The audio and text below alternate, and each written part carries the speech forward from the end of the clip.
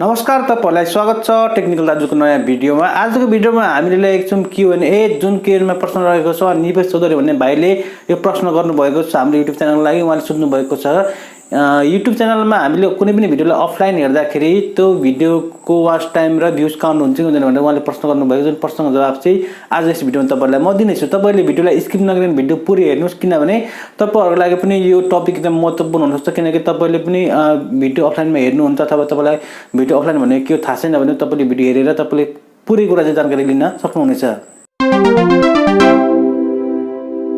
सबभन्दा पहिले हामी कुरा गरौँ युट्युबमा अफलाइन भिडियोको बारेमा। तपाईहरुले प्रयोग गरिराख्नु भएको युट्युब एप, जुन एपमा चाहिँ तपाईलाई कुनै पनि भिडियो तपाईलाई मन पर्यो भने त्यो भिडियोलाई चाहिँ त्यसलाई अफलाइन गर्न सकिन्छ। आफ्नो मोबाइल फोनमा तपाईले इन्टरनेट नभएको ठाउँमा गएर हेर्नु मन लाग्यो, तपाईलाई पछि हेर्न मन लाग्यो, तपाईले त्यो भिडियोलाई सेभ गर्न मन लाग्यो भने तपाईले चाहिँ युट्युब तपाईले त्यो भिडियो ओपन गरिसकेपछि त्यहाँनिर तपाईले चाहिँ पाउन सक्नुहुन्छ डाउनलोड भन्ने अप्सन। त्यहाँ चाहिँ तपाईले क्लिक गर्नेबित्तिकै त्यो भिडियो चाहिँ गएर बस्छ अफलाइनमा। जुन भिडियोलाई तपाईले चाहिँ युट्युबमा तपाईले इन्टरनेट नभएको बेला अथवा वाइफाई नभएको बेला अथवा डाटा ब्यान्ड नभएको बेलामा तपाईले चाहिँ कुनै पनि ठाउँमा गएर त्यो भिडियोलाई चाहिँ हेर्न सक्नुहुन्छ। कुनै बेला के हुन्छ भने कुनै भिडियो हामीले हेर्दा त्यो भिडियोलाई मन पर्छ, त्यस्तो अवस्थामा त्यो भिडियोलाई हामीले सेभ गर्नु मन लाग्छ। त्यस्तो अवस्थामा तपाईले कुनै पनि युट्युबको कुनै पनि आफ्नो एप छैन जुन भिडियोलाई तपाईले डाउनलोड गर्ने प्रोसेसको लागि तपाईले युज गर्नको लागि तपाईले भिडियोलाई युट्युब एपबाट चाहिँ डाउनलोड गर्नुपर्ने हुन्छ। आफ्नो लाइब्रेरीमा जुन युट्युब एपको लाइब्रेरीमा तपाईले सिम्पल चाहिँ डाउनलोड भन्ने अप्सनमा क्लिक गर्नेबित्तिकै त्यो भिडियो गरेर बस्छ लाइब्रेरीमा डाउनलोड भन्ने गरेर अप्सनमा गएर तपाईले त्यहाँबाट त्यो भिडियोलाई पछि इन्टरनेट नभएको ठाउँमा वाइफाई नभएको ठाउँमा गएर पनि तपाईले त्यो भिडियोलाई प्ले गर्न सक्नुहुन्छ। अब जाउँ प्रश्नमा निपेश चौधरीले के भन्नु भएको छ भने अफलाइनमा हेरेको भिडियोलाई काउन्ट हुन्छ कि हुँदैन भनेर उहाँले प्रश्न गर्नु भएको छ।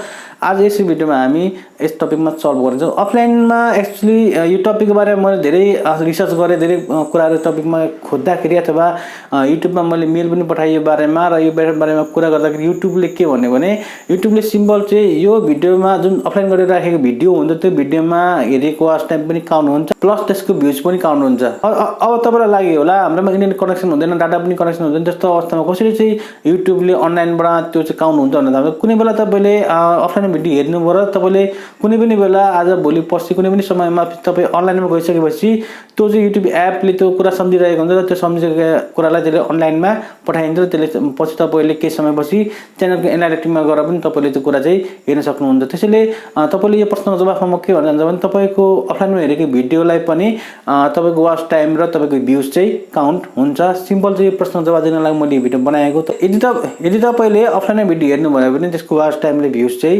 काउन्ट हुन्छ। भिडियो कस्तो लाग्यो कमेन्ट बक्समा लेख्न नबिर्सनु होला। तपाईहरुले हामीलाई सब्स्क्राइब गर्न नबिर्सनु होला। तपाईले हाम्रो भिडियोलाई लाइक गरिदिनु होला, तपाईले शेयर गरिदिनु होला। तपाईले हामीलाई फेसबुकमा, इन्स्टाग्राममा, तपाईले टिकटकमा र तपाईले हामी ट्विटरमा फलो गर्न नबिर्सनु होला। तपाईलाई टेक्नोलोजिकल सम्बन्धी, एजुकेसनल सम्बन्धी भिडियोहरु हामी दैनिक रूपमा लिएर आउने छौं। तपाईको साथ छ मात्रै हामीले नयाँ भिडियो बनाउने मोटिभेसन मिल्छ।